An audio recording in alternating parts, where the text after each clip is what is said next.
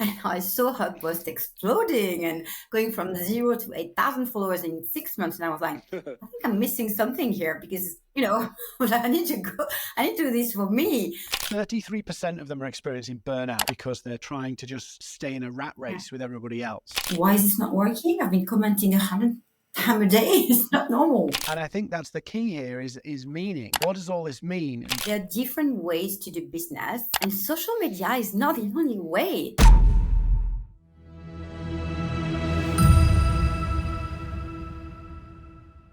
Hey everybody, welcome back to the podcast. I have another special guest with me today. I have Geraldine Spurway, and I am going to let her introduce you to her amazing talent. I found her on Instagram and LinkedIn, one of the rare people who is doing both well. Geraldine, thank you for coming onto the podcast. And do you want to tell people a little bit about what you do? Thank you for having me. I'm really excited to be here today. I run a well-being and marketing agency, meaning that I work with CEO, executive, and entrepreneur, and I help them elevate their personal brand, be visible online, but doing this from a sustainable way, meaning that we are avoiding the crash and burn at the end of the day. The crash and burn? What do you mean, the crash and burn? The life of a content creator is just going to restaurants and working on your laptop in really nice places, isn't it? Yeah, and then you post and you get likes and that's it, right? Well, what are we talking about? Actually, I published a little survey the other day. A little survey. It was done by Goldman Sachs. And it said 33% of people who are producing content as part of their, business, 33% of them are experiencing burnout because they're trying to just stay in a rat race with everybody else. And I know from my point of view, we know content's really important. But where do you see that? It's interesting you talk about the sustainability of it and building something that's sustainable, because there is this pressure to be everything, do everything, and compete with everybody else. How do you kind of help people with that part of it? So the thing is, when I left I used to run digital agencies and to actually work with brands who were willing to be sustainable. So I'm literally obsessed with sustainability in general. And when I set up my business, I did like everyone, and I bought 100 courses, joined 100 programs, and never finished them, and trying to find the recipe. But there is no recipe, and unfortunately, the way social media is set up right now, it's pushing creators, essentially young, who are portraying a lifestyle where being busy and constantly online is the way to be successful. So this is literally led by the social media company like Facebook and all that jazz. So when you want to set up your own business and you go there and you see these creators who are 24/7 online and crushing it and smashing it, you just figure out that this is the way to do it. And I have been there and I burnt out twice. Not the burnout where you can't leave your bed, but the burnout where you cry and you just like, I don't want to be online anymore. I hate my company. I want to burn it to the ground. And literally. And I realized I was not the only one because, you mentioned that I'm doing Instagram well and LinkedIn well. The reason why I came on LinkedIn is because I was, as I run an agency, I don't advise all channels for all my clients. Some will do better on Instagram, some will do better on LinkedIn. But as a matter of fact, I was ghostwriting for a client of mine on LinkedIn. And I saw her post exploding and going from 0 to 8,000 followers in 6 months. And I was like, I think I'm missing something here because, I need to do this for me. So I went on LinkedIn in November, but before I started to write and to post like I was doing on Instagram, I literally did a market research. I looked who was really good, who was really crushing, who was smashing it. And I literally booked 5 calls, paid calls, with 5 of them to see, one charged me 100 an hour, another one charged me 500 an hour. And I was like, okay, let's see what it is. But they were all talking about the same thing: your profile, your bio, your landing page, do 100 comments a day, add 50 connections. And I was like, oh my gosh, that sounds like a lot of work. But anyway, for 3 months, I was literally on LinkedIn, oh, commenting, like it. And then I was like, so anxious because I was also doing Instagram, but also my client, and I'm also a member. And I started having this sign of the burnout coming out. And I was like, I am not going to do that. I'm not going back there. So I stepped out and I decided to do it my way, which was following my energy, following my flow, being a marketer, not being a consumer. And the way I do it with my client now to make sure that they, and as a matter of fact, the result is that I grew my LinkedIn from, I think I was 800 to now I'm close to 10,000, doing it my way. I only post when I want to. Yeah, it used to be every day. Now it's 3 to 4 times a week. If I can't post, I don't post. I post when I have something interesting to share. And actually, you can see when I post for the sake of posting because the posts tank. And when I post when I'm excited in my flow, the post explode. And people are like, I don't know, like lately my posts were doing really well. And one of my clients was like, but you're less and less on LinkedIn. How do you do that? And I was like, well, I look after myself first and people feel it. And I think for my client, it's the same.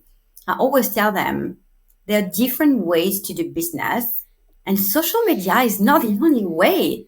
The old way to go into a bar, to so in my case, you see someone being a little bit, I'm just going to take an example. I see a girl crying, in a coffee shop. And I go to her and I said, are you okay? She's like, oh, I broke up with my boyfriend. And we start talking. And then I help her. And then she's like, what do you do? And I'm like, well, I run an agency. I'm a coach. And she's like, can I get your number? I'd love to work with you. Done. One client. That you don't get because you're online. There's a couple of things you said there, and I kind of want to dig into them a little bit because there is this perception that volume, and it works on two extremes, right? You've got the volume of, I've got to be a content creator to be successful on social media. And we know that that's not true, right? We know if you think that you need lots of followers, huge, obscene levels of engagement, that is the key to financial success on social media. It isn't always. It's the equivalent of somebody saying, the only way I can be a success is become a billionaire. Yeah. There's lots of ways to make a good living without becoming a billionaire. Yeah. And content creators and influencers are the billionaires of social media. Let's think about it like that. There's lots of other ways to make perfectly good business without jumping on that rat race and trying to be on that rat race. So I think that's really, really valid point you make there about that chasing the intensity. But I think also one of the things you said there is there's a lot of things you can do that kind of even outside of social media. We think like social media is the be all and end all. And yes, I love it. And yes, I teach it. But it's part of building a business. It's not the building of the business. Absolutely. I mean, for me, LinkedIn is really not a gold mine. When I was reading everyone saying, oh, how do you get 10K in 60 days by posting on LinkedIn? I was like, I must be doing something wrong because I don't get that many leads. And then eventually it started to pick up. But the way I do my client, and I'm very proud of it, and the way I built my business over the last nearly 4 years, it will be 4 years in November, I'm very proud to have built a boutique kind of business where my clients will come mainly from referral, and social media is there. Of course, it's there for my brand, for the awareness, for the exposure in the US, etc. But a lot of my clients come from referral, and this is something that I feel is really missing today. I've got a lot of people who come to me and we're just like, I want you to help me make you find leads or get leads through LinkedIn or through Instagram. And usually these are not my audience. I work with people and businesses who are already established because I'm going to say something, and it sounds awful, but I can get you leads. But then when you're going to have a conversation with them, you're going to tank because you don't know how to sell. And that's the the thing that is really missing here. I'm all about what I call in my business attraction marketing. Let's attract them. Let's be magnetic to the point that they want to work with you. But one of the things that I teach my client, and this is why I do one-off session to, business reading, I call them, but I work on the longevity with my client, because in order to grow a business, you have to learn how to sell. And if you don't want to sell, you can't have a business. One Simple. thing that when I'm working with people, and this is a kind of a shift between offline and online, but I see this quite a bit, is, when you're in person, let's say you're doing networking or you're going to business events and you're meeting key players who could be really good clients for you, it's a totally different environment, because there's a level of courtesy that the person has to give you. They have to kind of respond to you and be polite. Well, most of them do. When you're on social media, I see salespeople doing this a lot. They just send their pitches. And of course, nobody owes you anything on social media, and nobody gives you any courtesy. They're not generally rude, but they're not going to pay attention to you because you want them to. They're going to pay attention because it's in their interests.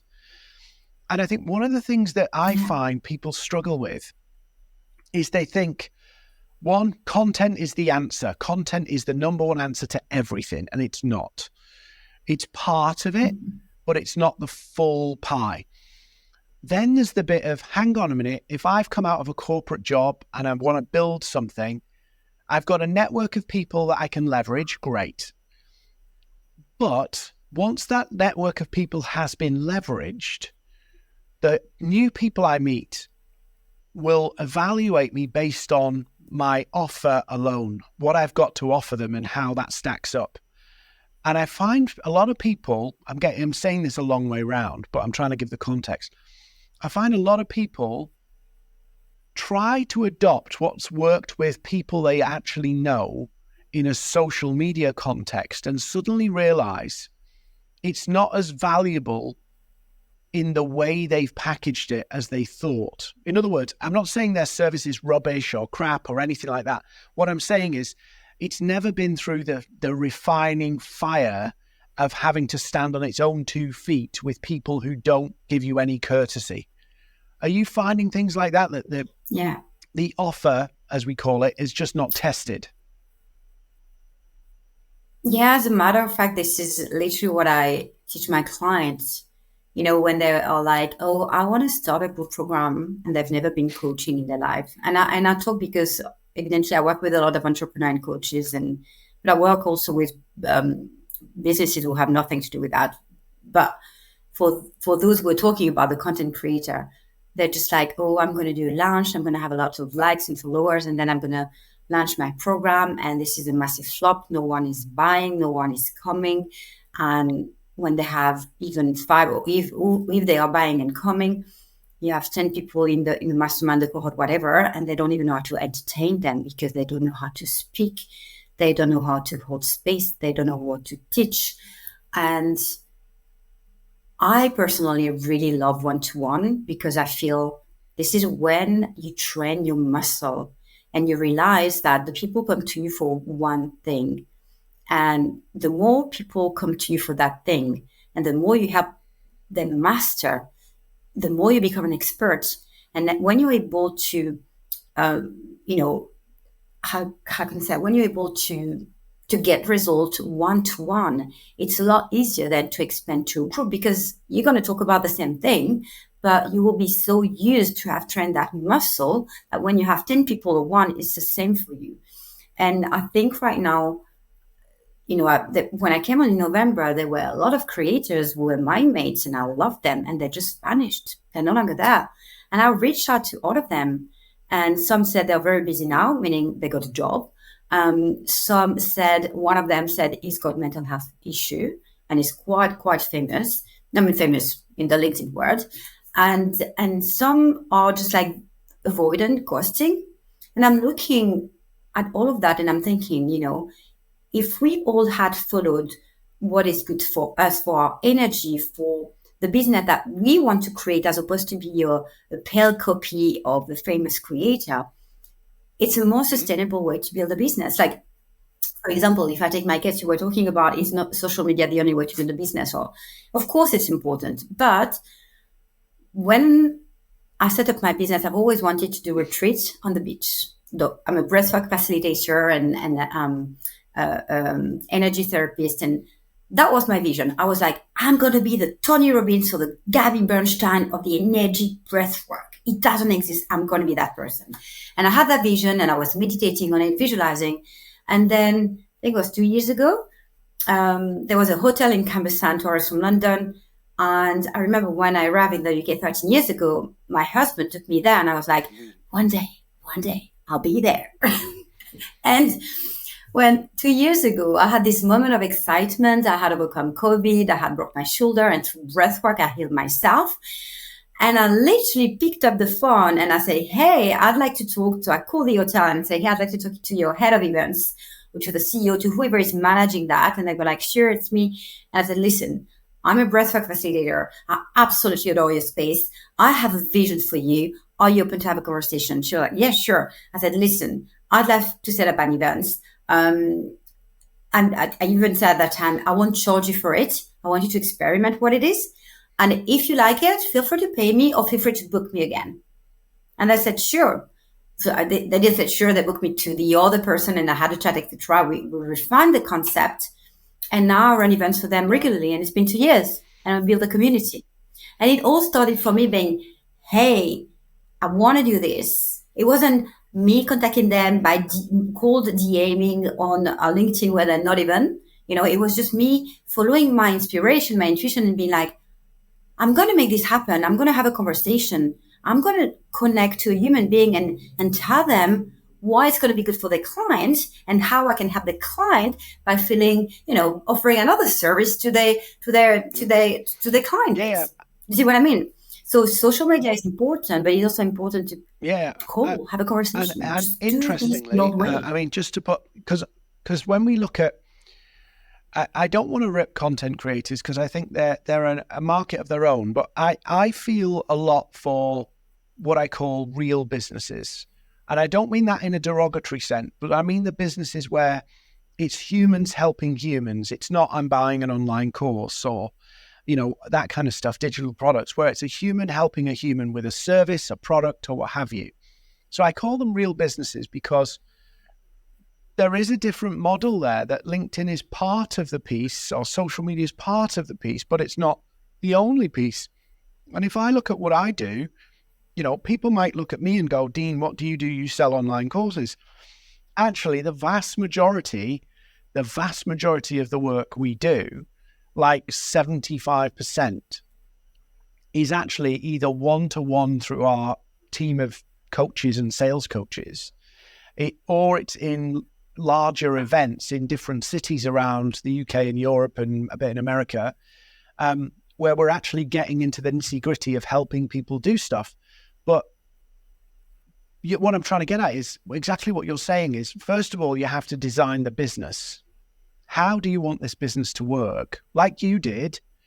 And then you decide how you use what channels, social media, LinkedIn, Instagram, email, whatever, to achieve that goal. And I think what happens is it's the other way around, where people often go, I need more business, but they don't really know what they want from their business. They just, it becomes this is a great idea, I'd love to do it. And that slowly morphs into, actually, this is my way I earn money. And then how do I get more money? How do I make more money? And then they go to a channel. And what we really need to be doing is what you've done is going, what do I want out of this? What do I want to achieve? What's my vision for this? Okay, how do I make that happen? And I think sometimes we get the wrong way round. Yeah. And it's really interesting because, as a marketer, like I said, I was working on campaign for the like of Boohoo PLC, Standard Aberdeen Asset Management, big PLC company next. I mean, not, small content creator. And believe me or not, it's not run the way we run our so-called campaign online. Like there's a pure discovery analysis. There's understanding the audience. It's not just understanding the pain point, talk to the pain point. Actually, I kind of disagree with that. I think this is an outdated marketing tactic to talk to the pain point. If you talk to the pain point, you're gonna be the savior, and you're gonna attract people who need to be fixed and we want the recipe. I don't talk to the pain point. You're never gonna see me talking about the pain point. I always talk about and if I do, there's always the inspiration Do you know behind what's it. really funny? If you look on TV, I know TV ads are not as big a deal, but advertising, marketing has not changed. The mediums have changed, the styles have changed, but the fundamental principles of persuading human beings has not changed in over 100 years. So if you look at TV ads, you need to understand the pain points. You need to know what they are. But if you look at TV ads, the only people who leverage pain points in their ads overtly are debt, all the bad stuff. It's all the bad stuff. It's like You know what I was thinking? I was thinking like the retirement home. yeah. Are you about to That's a die? pain point. We've got a place you can live. Are you about to die? Have you thought about it? So if you look at all the But ads, yeah. all the ads are that are kind of pain point negative, shall we say, speak to basically the people who are in desperate need. And there's nothing wrong with that. Yeah. But obviously in a B2B context or in a business context, you are appealing to people who are in desperate need. Now, I'll say to people, you need Correct. to understand the pain points. You need to leverage the pain points, of course. But if you're not speaking to where people want to be, then there's no dream, there's no future. It's just an escape. So you need to be talking to where people want to go. Aspiration, inspiration. I like to call it calling people up rather than reminding them of where they are. Yeah. They need that motivation to say, I want to change. So there needs to be a pain and discomfort there, but not in a level that kind of puts them into crisis. And I think sometimes... Yeah, and the thing is also... Go on, I was going to say... Yeah, and as you was... Sorry. A little bit of pain is good because it helps you find motivated people. But if you go too far with it and you go like, is your life a mess? Do you need to? It's like nonsense. It's like you're going to attract people who are basically looking for a lottery ticket to save them. But also, let's be honest, that's a business model of 70, I don't know the right number, % of the people online. But it depends again what sort of business you want to build. All the people looking for the quick fix, they're going to respond to that. Do you want to make, how many times have I seen that? How to make 10K in 90 days by generating 150 leads and get your inbox full on LinkedIn. How many people did buy that? Do you know what's worse? Well, there's the kind of, are you in debt? Are you at your wit's end? That negative side. But then you've got that kind of, where do you want to get to? And I understand the logic of being clear, but I find that I had one the other day and somebody messaged me and said, do you want 100 calendar appointments with prospects in the next 30 days? Right. And they're getting more ridiculous, right?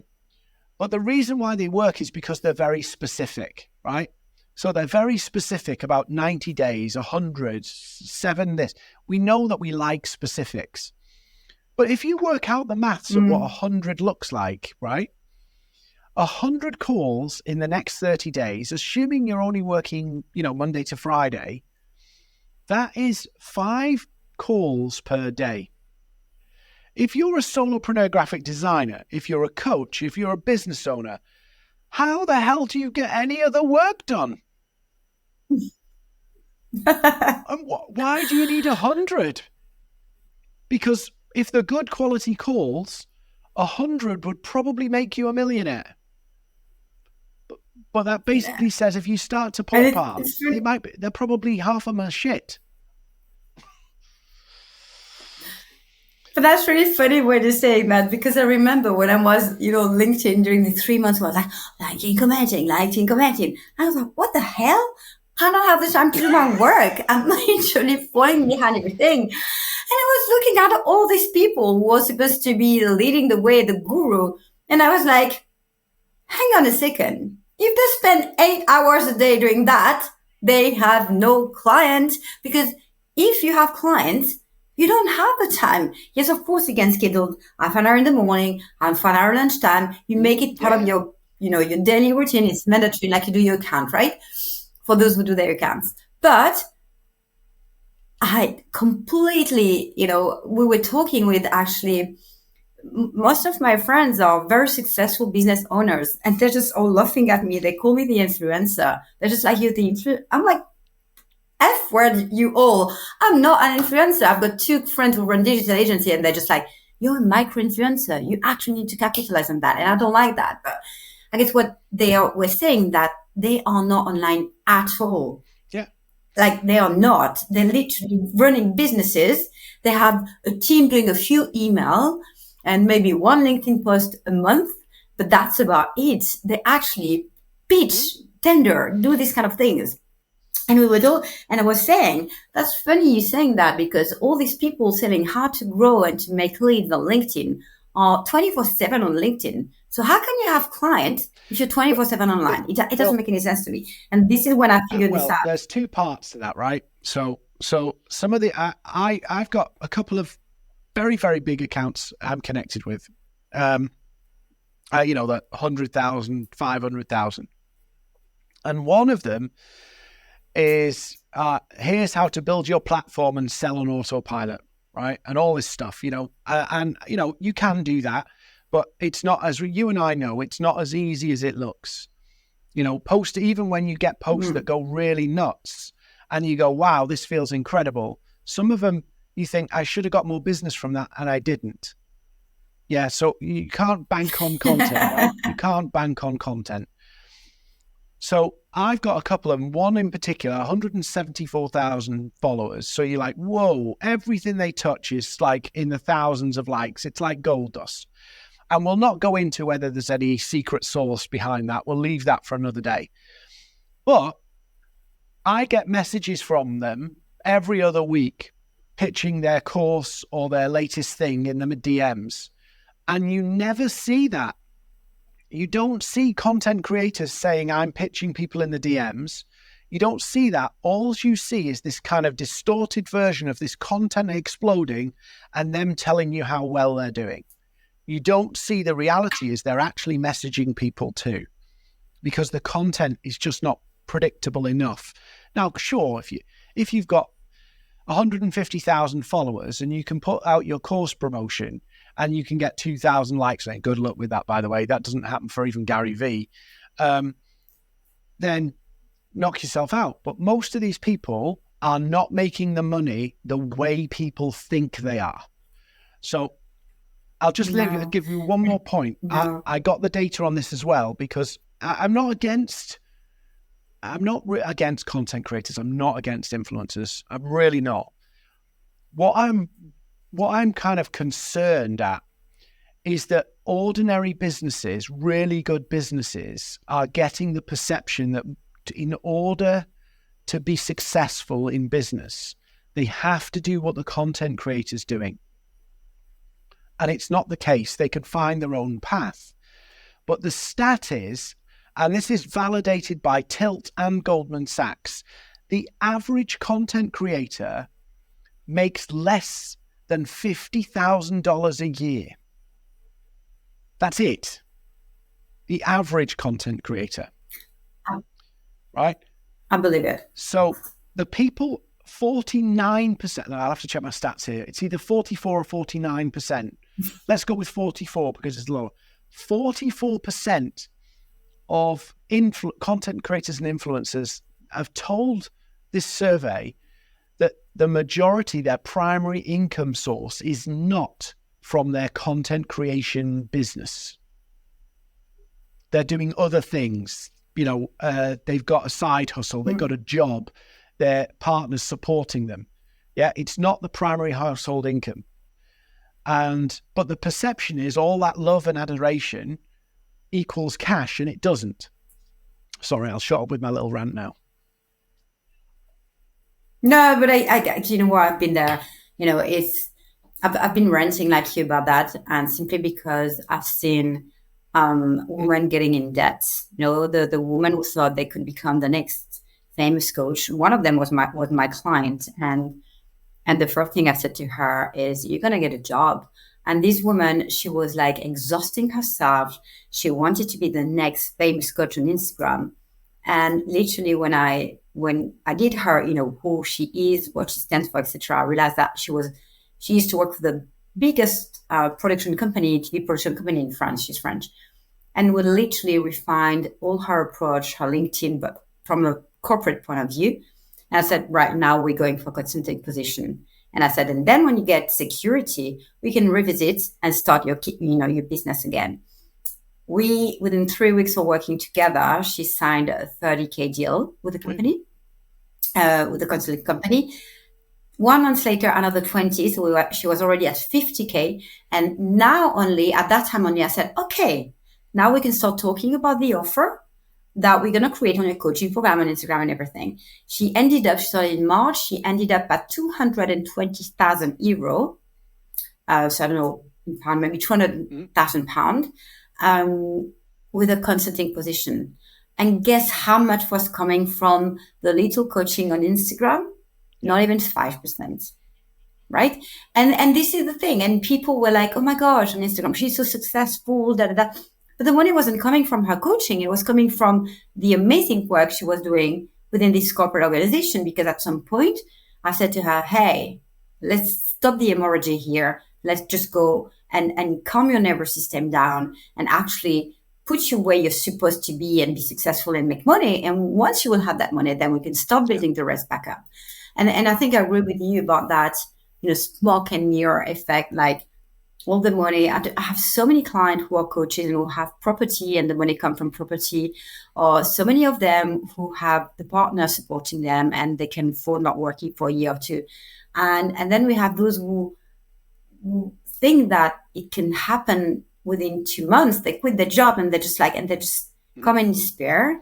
Why is this not working? I've been commenting 100 times a day. If you decide, I mean, the reality is, if you decide to become an influencer or content creator, you want to be an astronaut, you want to be a fireman, you want to be whatever, and you decide, I want to be an influencer or content creator. The reality is, it's probably going to take you 18 months to 2 years before that will actually be viable to support you financially. Now, of course, you can do other things that complement it, but the reality is, it's going to take you that time. 4%. So just this magic number. And I'm saying all these stats because not to dissuade people, but to make, if they're going to go down that route and say, actually, I'm going to build this platform and I'm going to build this platform so it brings me all the things I need. You're talking 18 to 24 months to get to a point where it's actually paying you good money. Consider comparable to a salary, say, of a reasonable salary. So it's going to take you that long. But also, only 4% of influencers make more than $100,000 a year, which is what, 86 grand a year? 4%. So if I was being pragmatic and going, how do I want to build my business? I'd be looking for what's my goals? What do I want to achieve as Dean? If I'm like, I actually want to share my knowledge with the world. I want to really add value to the world. I want to make a difference on the world. I can understand why you would pursue being an influencer or content creator, because you get a voice into lots of people's lives, right? So I can understand that bit. If it's about, I want to do well for me and my family and make a difference, but not like world changing, take over the world kind of thing, then it doesn't have to be that.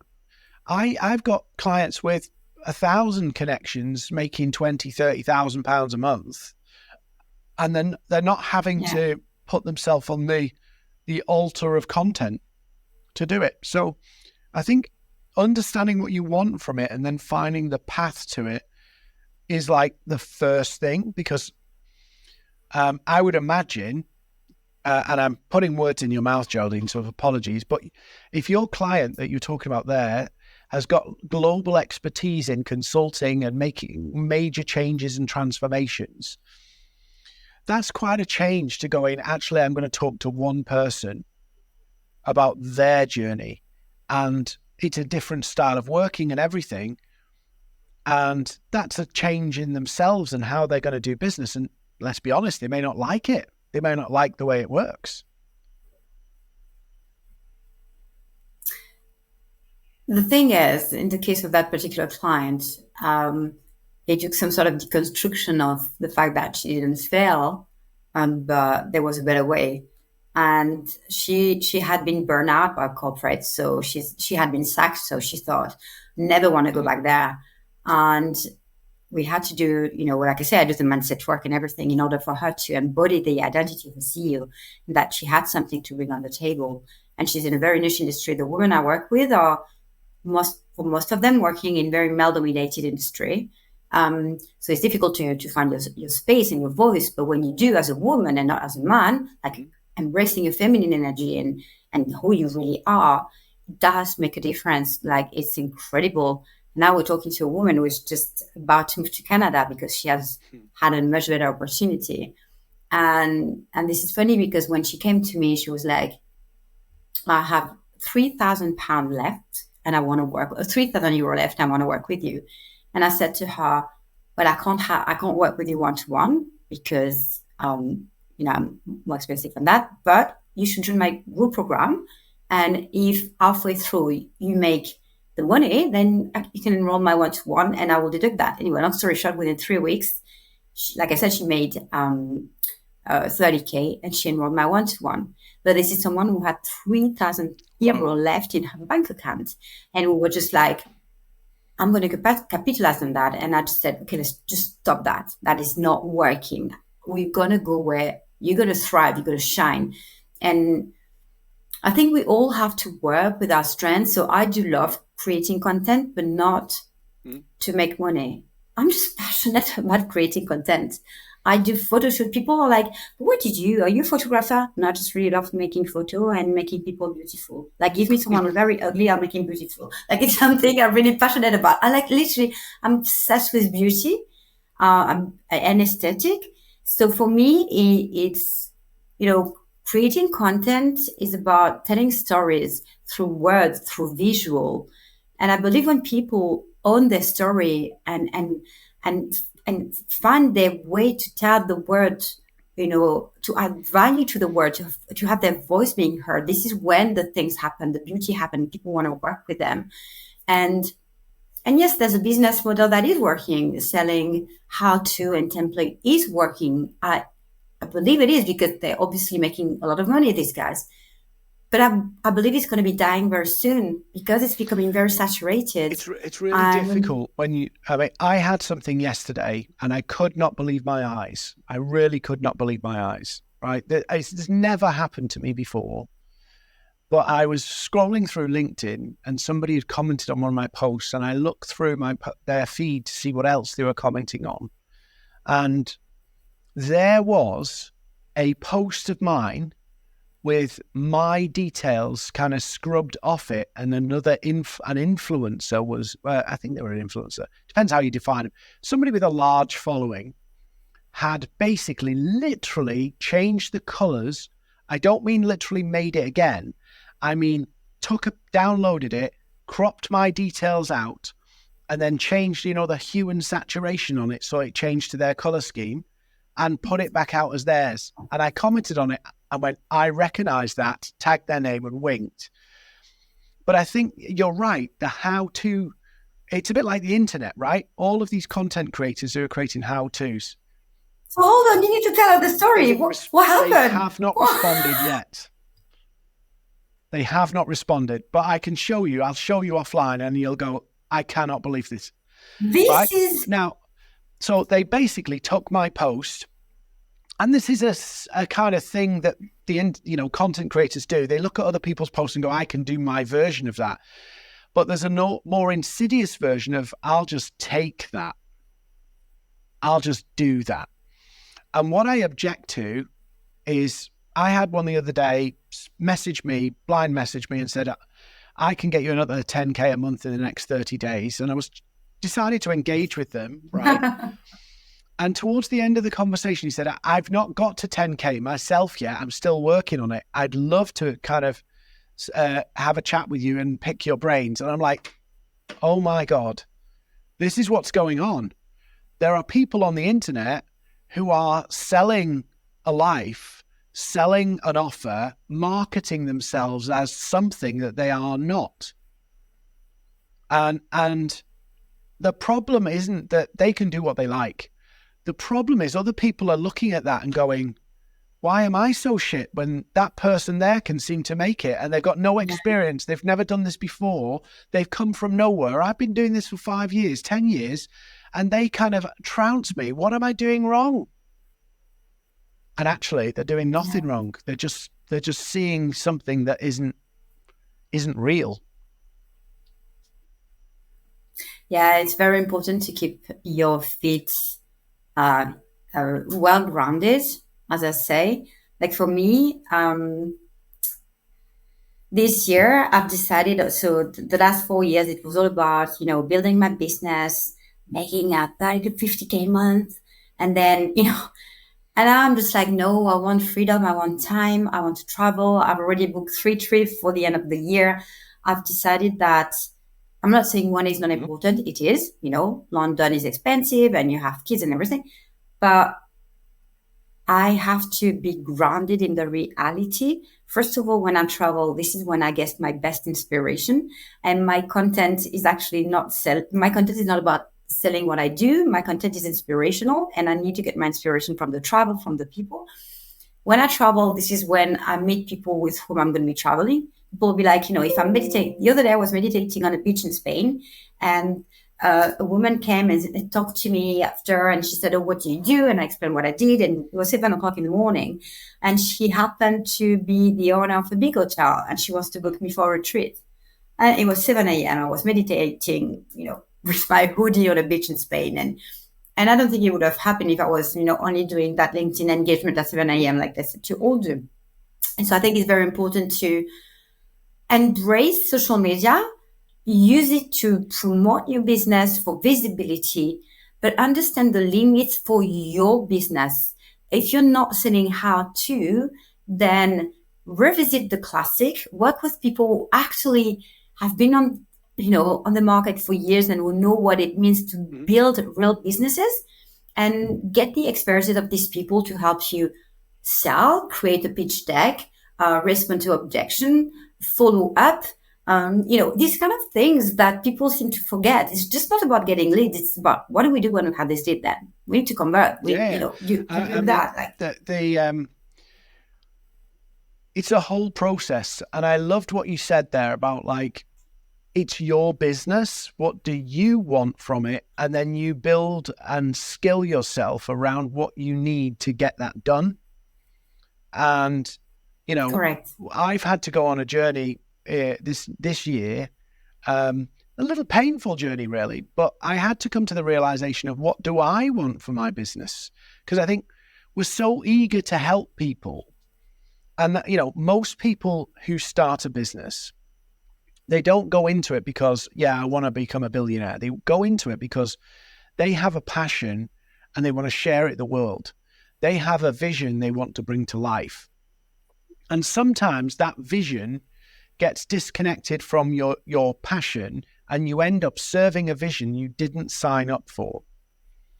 And I had to go on this journey this year where I said, what do I want from this business? What do I want from Maverick? And how am I going to change the way Maverick works so that it restores to me my original vision? Because I think the pandemic forced us to kind of go crazy and do things just to get through and adjust our businesses to survive what was a horrendous period. And we're almost in this kind of pace afterwards of going, well, what do I really want? And I think the pandemic was very good at that, actually, to be fair. I think if you take one positive from all of that horribleness of 2 and a bit years or whatever it was, it forced a lot of us to go, why am I doing what I'm doing? Why does this even matter? Is this what I really want? It's funny how a lot of people want freedom and then build something that basically holds them prisoner. And Well, that is a good book. I did that a little bit in the pandemic. I built a division of our business that I didn't really want to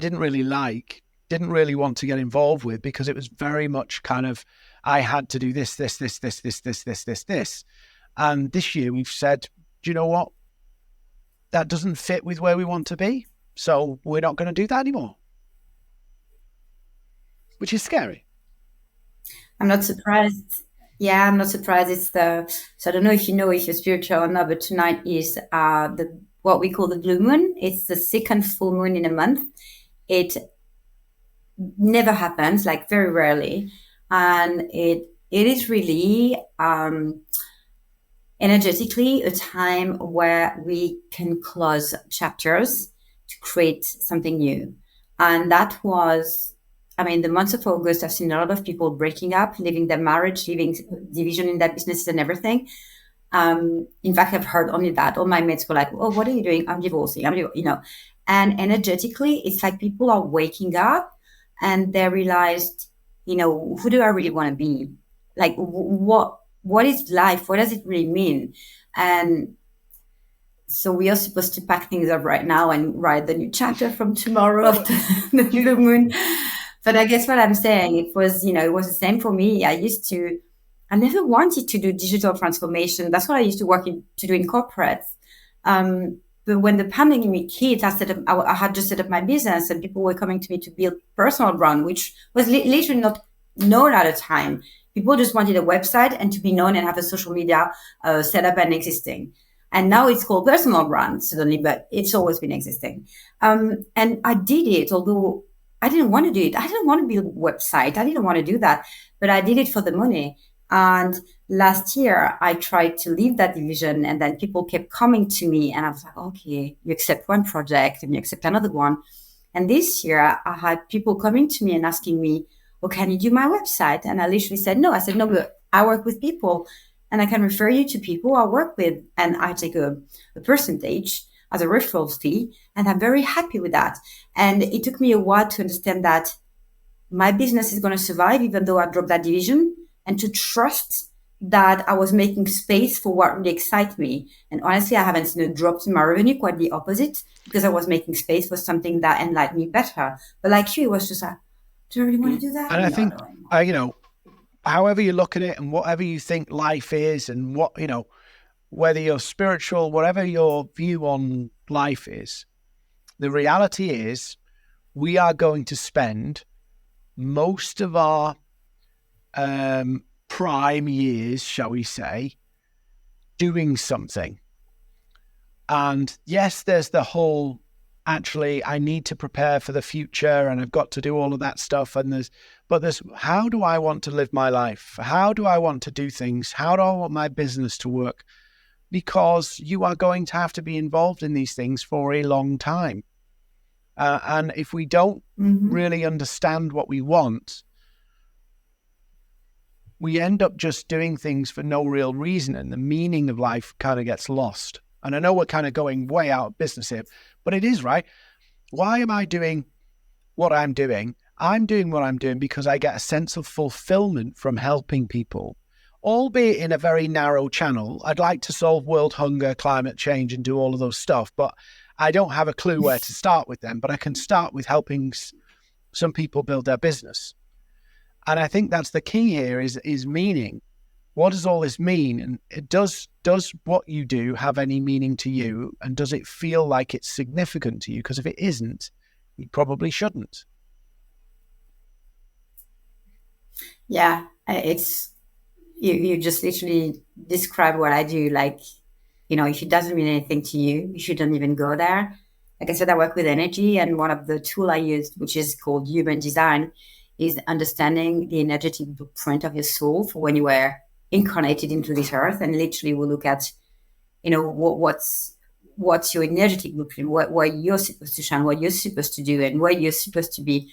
And it's really fascinating how sometimes when I work with some client, it's like I give them permission to just be. It's like they're looking for validation. They always knew, but sometimes having someone else feed this back to you, it feels like, oh, this is a reaffirmation of what I'm really here to do, who I'm really here to serve, like this client I was telling you about. And I think we're going to see a lot of changes anyway online. And I don't think I I think things are going to change. People are starting to go back to basic, to, prices were really high. People start now to decrease their pricing, their offers and everything. I think people are going back to a more sustainable way of living, to more simplicity, to not everyone, but for most of us, and more collaboration, more synergy, more, like you were saying just now, what does it really mean? What's the purpose? What fulfills me? And I'm actually really excited because this is what I do. So when I see people having this kind of awakening, I'm like, yeah. But I think, yeah, even on LinkedIn and online, it's going to change. People want to actually do things that are going to take them somewhere, just not for the sake of doing and having a recipe. They're a bit more aware of the social and the social media climate, if I can say. I think we need to have a second episode because we're all out of time, and I feel like we were getting into something really cool then. Geraldine, what's the best way? Where do you prefer people to come find you? Instagram or LinkedIn or both? Which is better to come find you? Where do you prefer to meet? To be honest, I always leave people the option. Some people love Instagram, some people love LinkedIn, and or my website. No one really messaged me on my website. I wonder why I have a website. Why is that? No, literally, it's in LinkedIn or Instagram, and it's Geraldine Spurway. So there's no confusion. TikTok, I don't really figure out yet what it looks like. So don't go there. I'm there, but all the people who say I've got the secret to TikTok, I have no idea whether they actually. Do you know what? No, I'll just have a little rant, and then we'll sign off, and I'll put all of your socials here. I've done a few TikToks, and the ones that are the shittest seem to do the best, and I'm like, I don't get this. I did one, and I put it up, and I forgot about it, and I had 1.5 million views on it, and still to this day, I cannot tell you why that happened. It was not interesting. It was pretty boring. I even looked at it and thought, should I delete it? And then I go, right, I'm putting everything into this, right? Everything. Get the lighting perfect, get everything perfect. It's like 200. On that matter, to close, I did exactly the same. I was like, right, let's try it. I literally posted a video which was me eating tacos and saying, what if the answers was tacos? And the thing went viral. And I was like, what the hell? And then luckily I was like putting this gorgeous video, nobody gives a shit. They just want, I don't really understand what it was. It's a really well placed TikTok. But Geraldine, it's been awesome having you. I do want to bring you, all seriousness, I do want to bring you on again because I think we got. It would be my pleasure. We started somewhere, we ended somewhere different, which had way more meaning and way more significance. I think we should explore that again. So.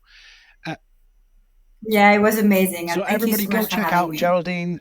We'll put her handles around wherever you're watching or listening to this, and tell her your funny stories from TikTok too. Thanks, everybody.